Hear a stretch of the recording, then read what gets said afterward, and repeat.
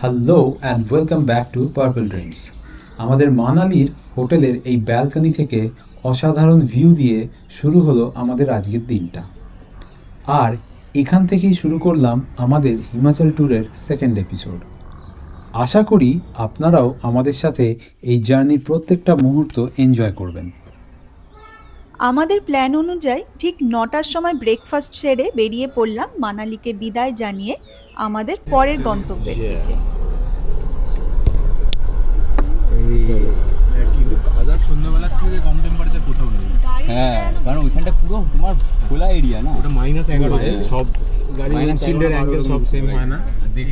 আজকে আমাদের ডেস্টিনেশন হলো সিসু ভিলেজ। মানালির ওয়েদার একদম পরিষ্কার থাকলেও ওয়েদার অ্যাপে কদিন ধরেই দেখাচ্ছিল সিসুতে হেভি স্নোফলের চান্সেস রয়েছে। তাই মানালি থেকেই আমরা আলাদা করে বাধ্য হয়ে একটা 4x4 কার বুক করে নিয়েছিলাম, কারণ যদি হেভি স্নোফল হয় তাহলে অটল টানেলের পর নর্মাল কার অ্যালাউ করবে না। অটল টানেল যখন ক্রস করো ভিডিও কল আলট্রা ওয়াইড করা আছে তো, এটা দেখছি জাস্ট নেট যদি পাই না তো ভিডিও করে নেবো, ভিডিও দেখাবো।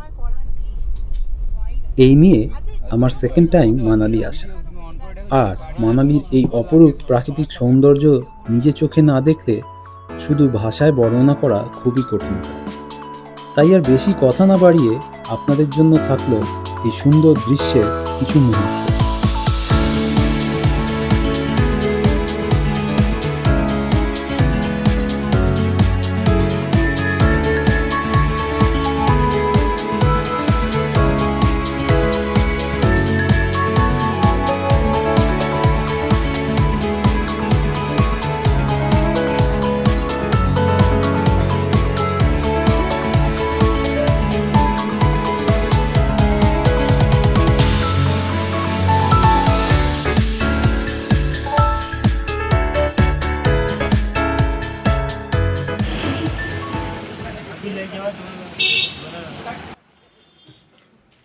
অটল টানেলের বেশ কিছুটা আগে আমাদের ড্রাইভার আঙ্কেল এখানে দাঁড়িয়ে আমাদের বলল স্নোস্যুট আর বুট রেন্ট নিয়ে নিতে।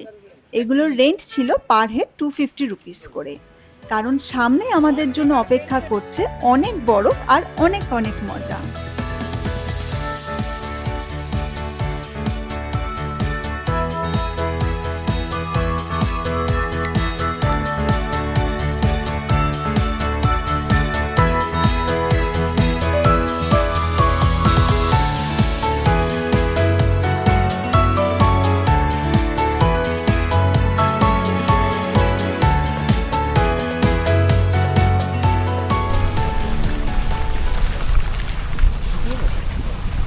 পথে যেতে যেতে কয়েকটা জায়গায় এই রকম ল্যান্ডস্লাইড চোখে পড়ল, আর তার সাথে বৃষ্টির জল ড্রাইভারদের জন্য সিচুয়েশনটা দারুণ ডিফিকাল্ট করে তুলেছিল। মানালি থেকে অটল টানেল 1 ঘন্টায় পৌঁছে যাওয়া যায় অ্যাজ পার গুগল ম্যাপ, কিন্তু এই পথে অনেক সময় হিউজ ট্রাফিক জ্যাম হয়, যে কারণে এই 1 ঘন্টার রাস্তা কখনো কখনো 3 ঘন্টাও হয়ে যেতে পারে।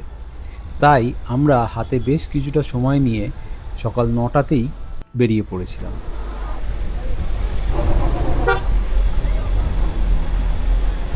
যতই আমরা অটল টানেলের দিকে এগোতে লাগলাম, দেখলাম চারপাশ ভরে আছে সাদা বরফে।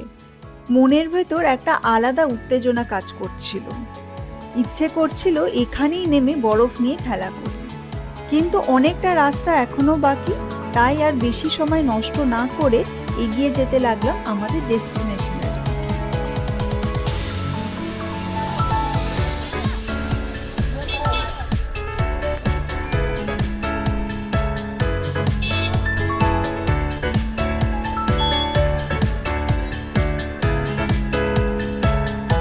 অটল টানেল, হ্যাঁ, এই অটল টানেল আমাদের প্রাক্তন প্রধানমন্ত্রী শ্রী অটল বিহারী বাজপেয়ীর নামে তৈরি হয়েছিল। টোটাল প্রায় 9 কিলোমিটার দীর্ঘ এই অটল টানেল মানালিকে ডাইরেক্ট কানেক্ট করে লাহুল স্পিতি ভ্যালির সাথে। আগে যখন অটল টানেল ছিল না তখন রোটাং পাস হয়ে অনেকটা ঘুরে যেতে হতো, কিন্তু এখন সেই জার্নি অনেকটাই শর্ট হয়ে গেছে এই অটল টানেলের জন্য। এই অটল টানেলটি 2020 সালের 3 অক্টোবর আমাদের প্রধানমন্ত্রী নরেন্দ্র মোদী উদ্বোধন করেন। এই অটল টানেলটির সমস্ত রকম মেনটেন্যান্স কনস্ট্রাকশনের দায়িত্ব রয়েছে বিআরও বা বর্ডার রোড অর্গানাইজেশনের ওপর।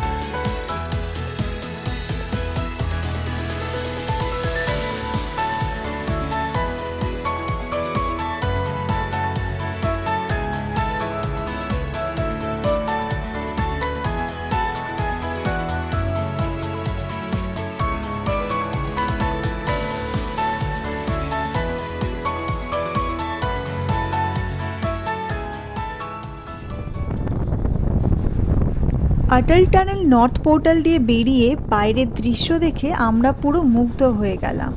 চারিদিকে শুধু বরফ, পাহাড়, আর তার মধ্যে কালো পিচের রাস্তার উপর দিয়ে ছুটে চলেছে আমাদের গাড়ি। আপনারাও দেখতে থাকুন সেই অসাধারণ দৃশ্য।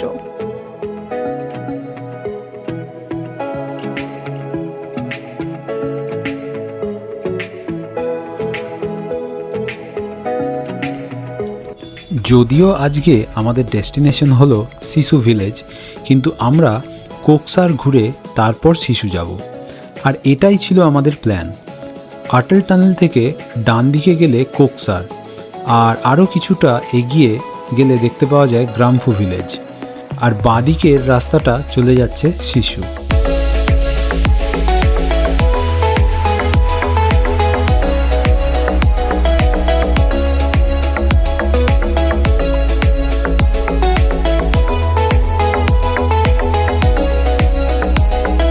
কোকসার পৌঁছেই দেখলাম এখানে বেশ ট্যুরিস্টদের ভিড়। এছাড়াও রয়েছে অনেক স্নো অ্যাক্টিভিটিস, বিভিন্ন খাবারের স্টল ইত্যাদি। তবে সবচেয়ে এক্সাইটিং জিনিসটা ছিল একদম হাতের নাগালের মধ্যে বরফ। তাই আর সময় নষ্ট না করে আমরা কিছুক্ষণের জন্য ফিরে গেলাম সেই ছোটবেলায়। দেখতে থাকুন আমাদের সাথে হিমাচল ট্যুরের সেকেন্ড এপিসোড, আর আপনারাও এনজয় করুন এই মুহূর্তগুলো। আর যদি আমাদের ভিডিও আপনাদের ভালো লেগে থাকে, অবশ্যই চ্যানেলটা সাবস্ক্রাইব করতে আর ভিডিওটা লাইক শেয়ার করতে ভুলবেন না।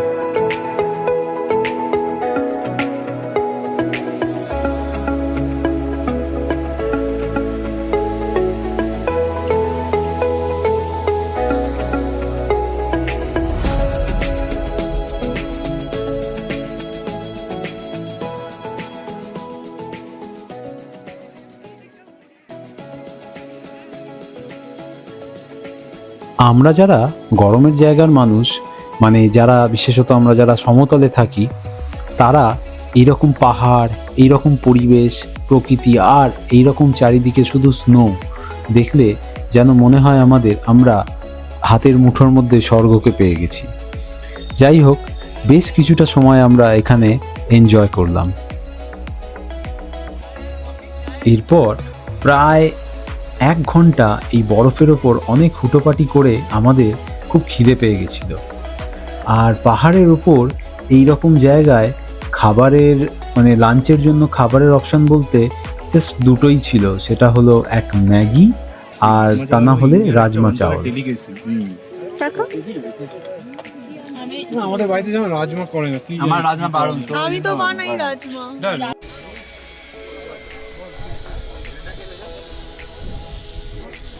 ফাইনালি লাঞ্চ সেরে আমরা আবার রওনা দিলাম সিসু ভিলেজের উদ্দেশ্যে। পথে যেতে যেতে এই সুন্দর জায়গাটা দেখে আমরা দাঁড়ালাম। দেখলাম এখানে একটা বেশ বড় জিপ লাইনিংও আছে। এই জায়গাটার নাম অ্যাকচুয়ালি হলো চন্দ্র রিভার ভিউ পয়েন্ট। নিচে চন্দ্র রিভার বয়ে চলেছে আর তার চারপাশে রিভার ব্যাঙ্কসে পুরো বরফে ঢাকা। দারুণ লাগছিল আমাদের।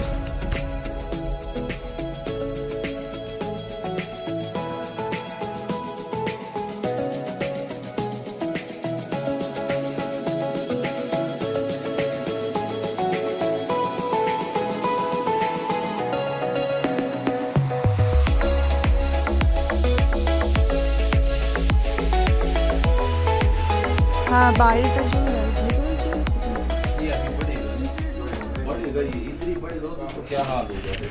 ফাইনালি পৌঁছে গেলাম সিসু, আর ঘড়ির কাঁটায় তখন বিকেল 5:25। সিসুতে আজ রাতে আমাদের আস্তানা হলো এই PLM দ্বারা হোটেলটা আমাদের এক কথায় দারুণ লেগেছিল। আর এই হোটেলের একদম কাছেই ছিল শিশু লেক। শুধু লোকেশনই না, হোটেলের স্টাফদের বিহেভিয়ার, হোটেলটার ক্লিনলিনেস সব কিছু ছিল বেশ ইমপ্রেসিভ। আর এই হোটেলের খাবারের কোয়ালিটি ছিল জাস্ট ফ্যান্টাস্টিক। আমাদের এই ট্যুরের ওয়ান অফ দ্য বেস্ট।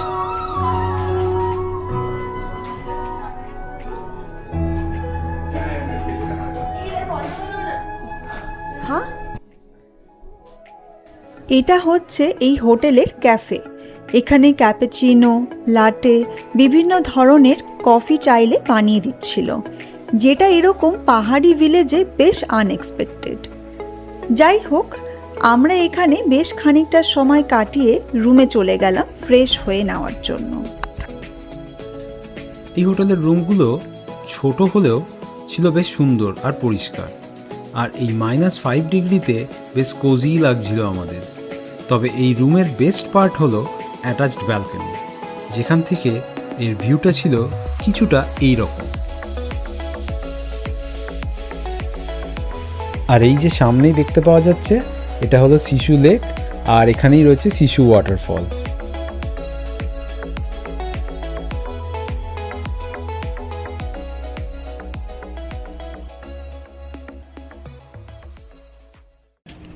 এরপর আমরা পায়ে হেঁটে অন্ধকার হওয়ার আগে চারপাশটা দেখতে বেরোলাম। যদিও আমাদের হাত পা জমে যাচ্ছিল ঠান্ডায়, কিন্তু এই চারপাশের মায়াবী পরিবেশটাকে উপভোগ না করে থাকতে পারলাম না। আমাদের এই ভিডিওটা ভালো লাগলে আর আরও অনেক এরকম কন্টেন্ট দেখতে চাইলে আমাদের চ্যানেলটা কিন্তু সাবস্ক্রাইব করতে ভুলবেন না।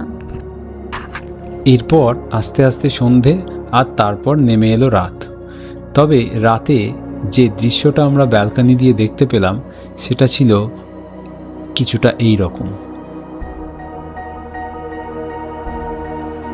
আর এভাবেই প্রকৃতির এই এক অসাধারণ রূপ দেখতে দেখতে শেষ হলো আমাদের এই দিনটি।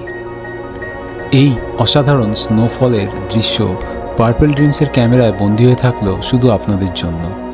আজকের ব্লগ আমরা এখানেই শেষ করলাম। এরপর আপনাদের সাথে দেখা হচ্ছে নেক্সট ডেস্টিনেশনে। Until then, good night, take care and stay tuned to purple dreams.